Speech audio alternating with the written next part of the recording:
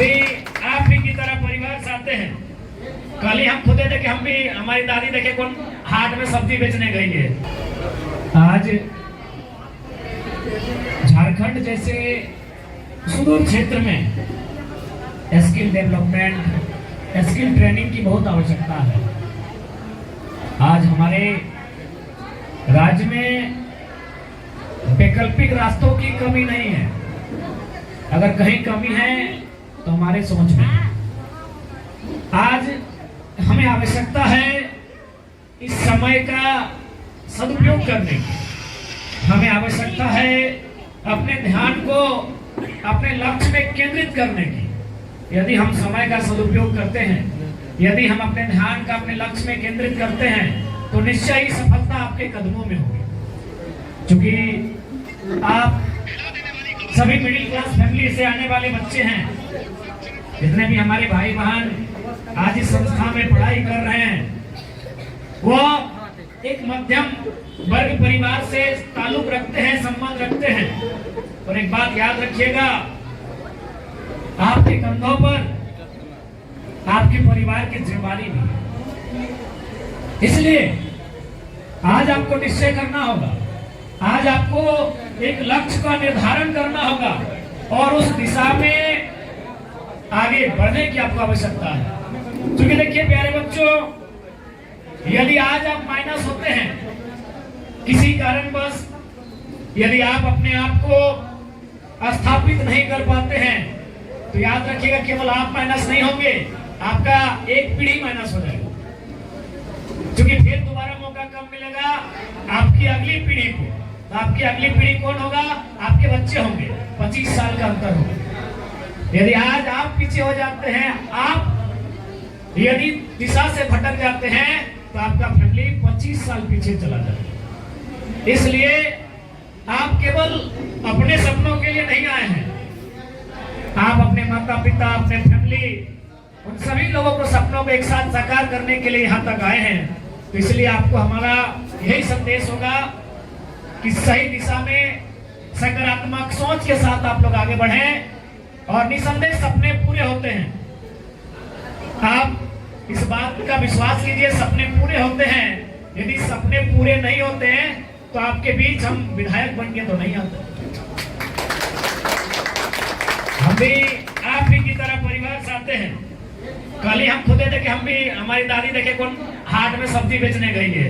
ऐसे बराबर जाती है, लेकिन कल मीडिया में हम भी मोबाइल में देखे, क्योंकि हमको भी घर जाने का समय मिलता नहीं है।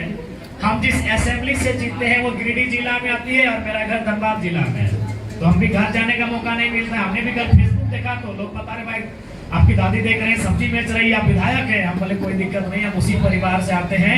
विधायक हमको जनता ने बनाया है, जनता की सुविधा के लिए विधायक बने हैं, अपने परिवार की सुविधा के लिए विधायक नहीं बने हैं। तो निसंदेह आज हम एक विधायक चुन के आपके बीच आए हैं। एक साधारण परिवार से यहाँ तक उठ के आए हैं, कठिन परिश्रम से आए हैं, लगन, श्रद्धा और मेहनत से आए हैं। और बिल्कुल एक जिद, आपके अंदर एक जिद होना चाहिए। वही जिद आपको आपके मंजिल की ओर लेकर जाएगी। और हम इतना तो जानते हैं, हम बार बार इस बात को दोहराते हैं। हम जब भी स्टूडेंट के बीच जाते हैं तो इस बात को हमेशा दोहराते हैं कि आप, हमें पूरा विश्वास है, आप कम से कम हमसे बेहतर परिवार से ताल्लुक रखते हैं।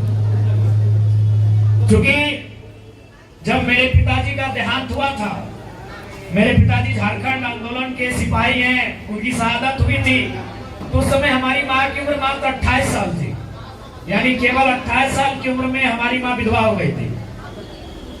उसके बाद और क्या था कारण दुख का, कि हमारा जो छोटा भाई था वो माँ के कोख में ही था, उसका जन्म भी नहीं हुआ। जब हमारे पिताजी का डेथ हुआ था, उसका जन्म हमारे पिताजी के डेथ के 4 महीना बाद हुआ था।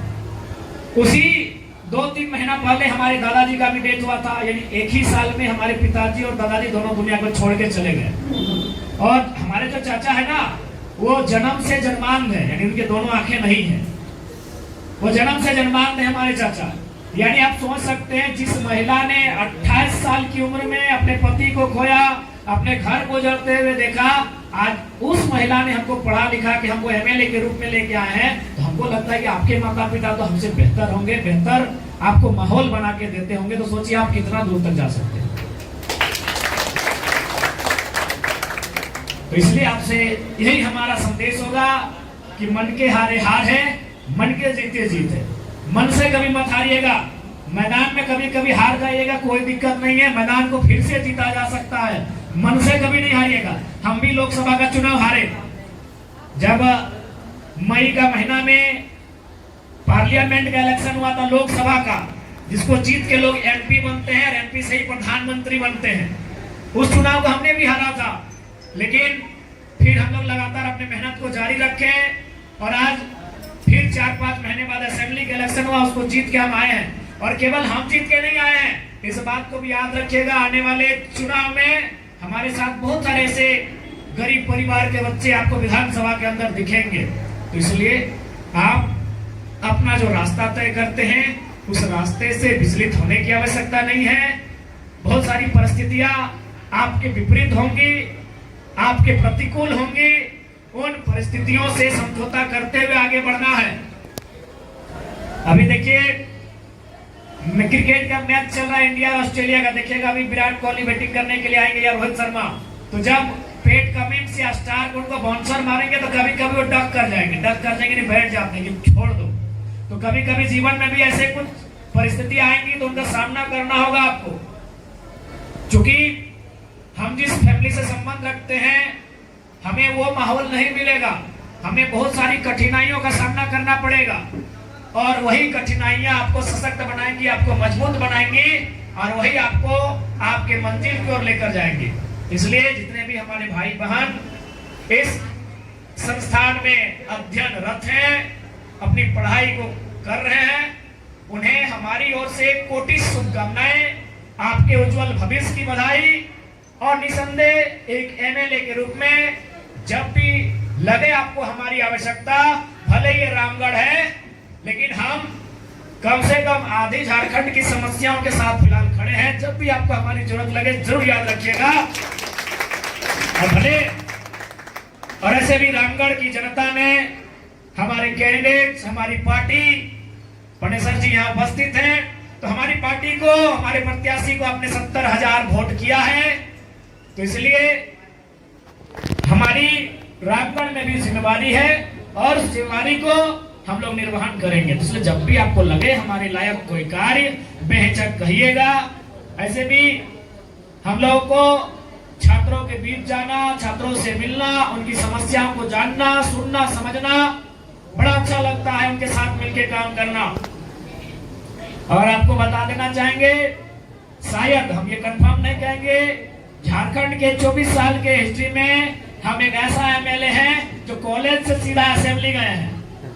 बाकी लोग ऐसा नहीं, पढ़े लिखे सभी होंगे, लेकिन पढ़ाई छोड़ने के बाद जाते हैं। हम सीधा, मेरी कॉलेज में पढ़ाई चल रही है विनोद बिहारी महतो विश्वविद्यालय धनबाद में, हम अपना तीसरा एनुअल रिपोर्ट पीएचडी का सबमिट प्रेजेंट करके आए हैं। अभी और 2 रिपोर्ट हमें प्रेजेंट करना है, उसके बाद हमारी पढ़ाई कंप्लीट होगी। तो ऐसा नहीं है, हम भी आपकी तरह स्टूडेंट हैं। हाँ है थोड़ा सा कि हम एमएलए बन गए हैं, आप एमपी बनिए, आप कलेक्टर बनिए, आप वीडियो बनिए, सीओ बनिए, आप जो भी बनिए, एक लक्ष्य बना के उस दिशा में आगे बढ़िए। हमारी ओर से आपको शुभकामनाएं। ठीक है, धन्यवाद, थोड़ा समय का अभाव।